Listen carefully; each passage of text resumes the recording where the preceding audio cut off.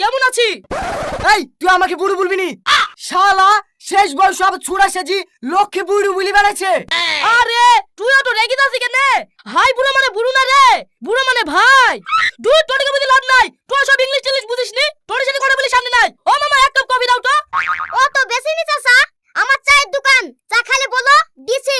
তোমরা তো অল মডেলই থেকে গেলে, বিদেশি কফি টফি আনো, না হলে আমার মতো নিয়ম ছেলে খাবে কি?